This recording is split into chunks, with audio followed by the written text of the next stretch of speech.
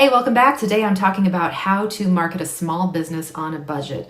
This can be so overwhelming, and especially if you don't have all the money in the world, and if it's just you or a small staff, it's hard to know what exactly to do that's going to get you the best return on your investment of time and money. Well, at the end of this video, you're going to have 8 ideas that can propel your business forward on a budget.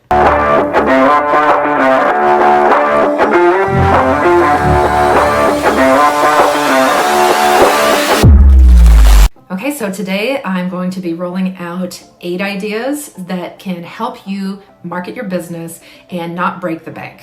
So let's go ahead and dive right in so that you know exactly what's working right now to help you stand out and drive more business.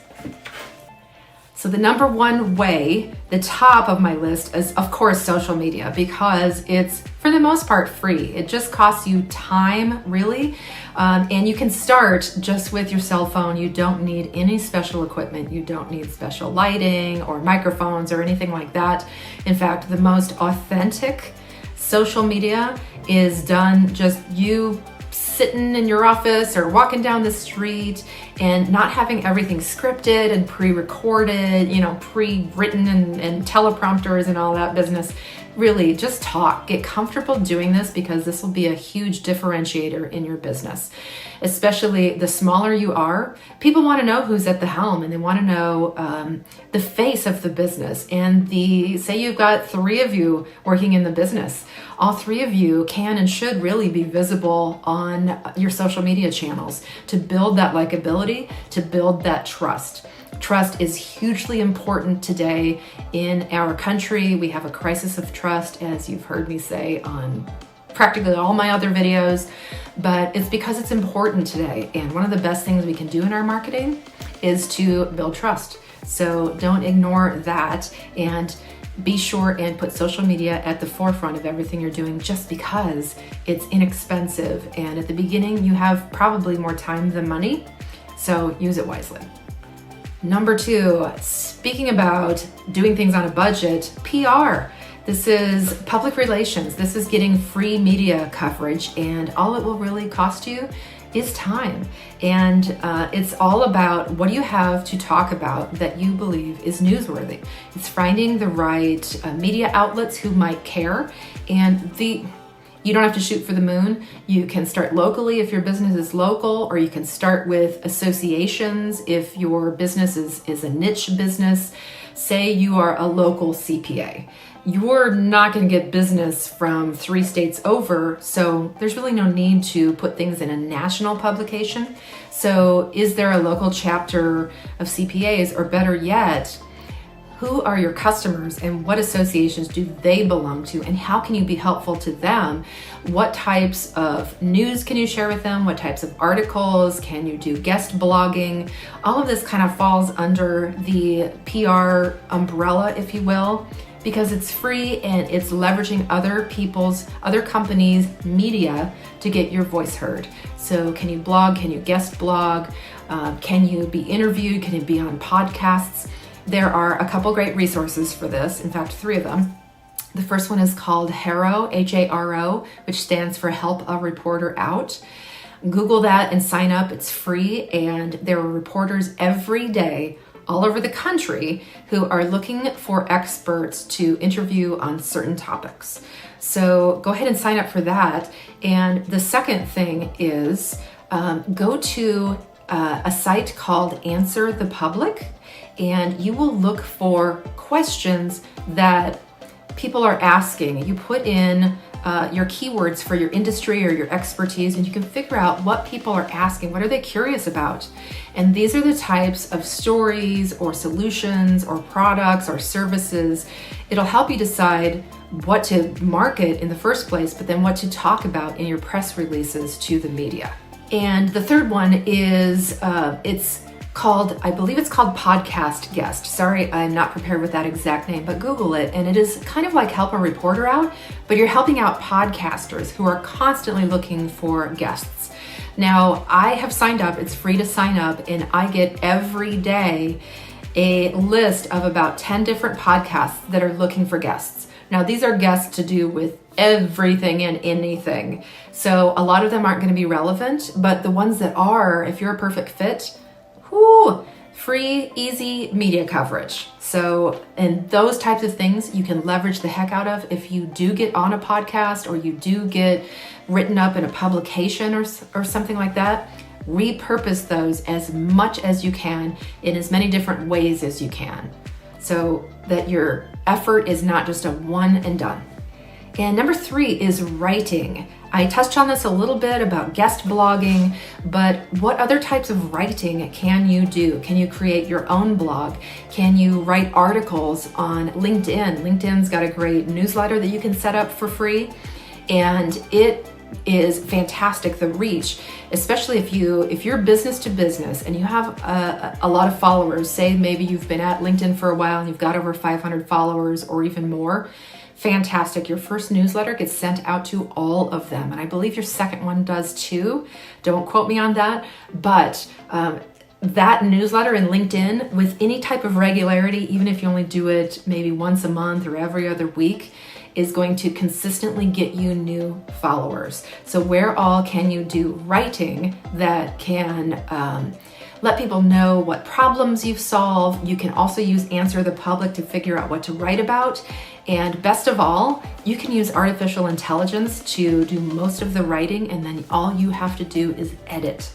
So things like ChatGPT that you've heard a million things about, if you're not using it yet, use it or something like it. Bard, Canva is a great graphic design program that also has a magic writer in it now. Everybody's offering some sort of free artificial intelligence tool that can help you write things and 10 times your productivity as far as that goes. And like I said, then you really just need to edit. And please edit.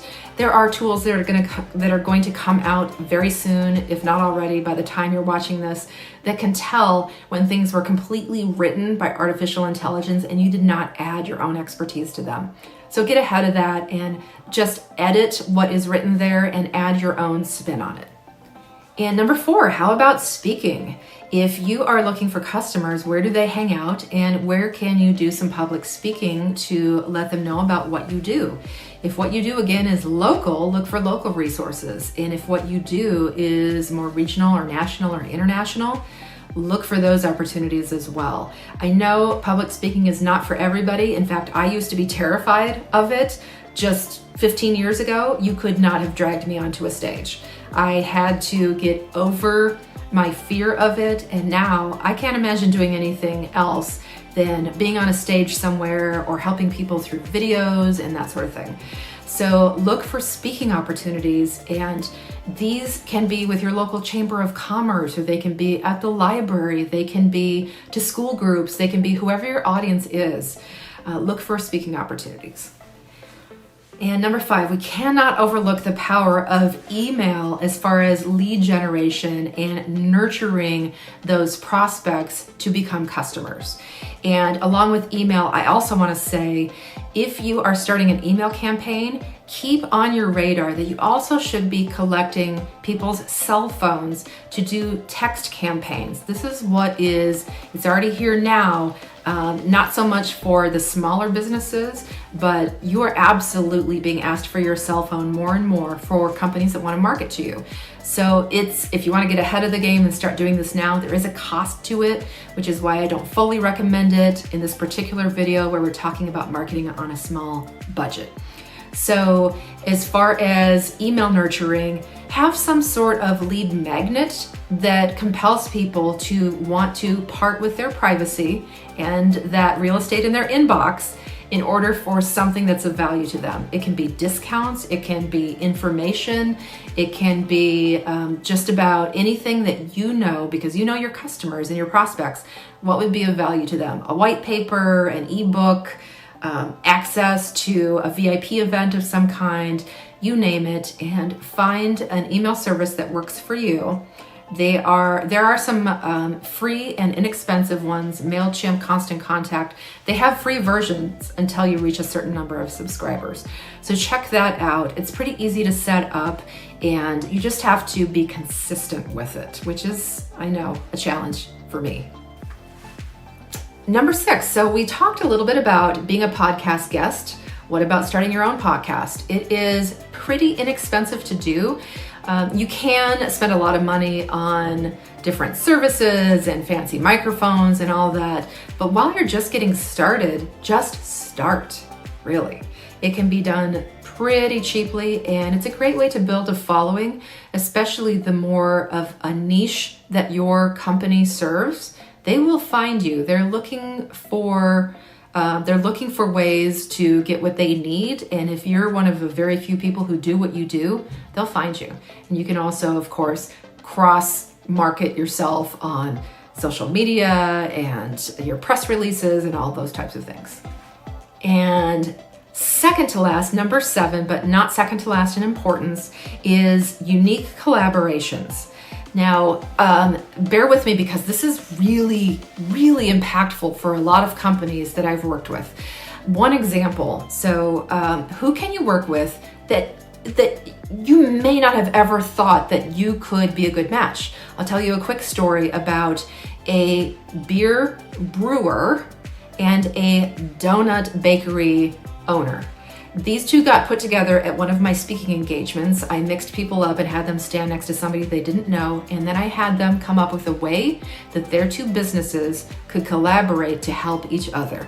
And these guys came up with the best thing in the world, and that is beer and donut flights, tastings, where you have 3, 4, 5 different beers, 3, 4, 5 different donuts.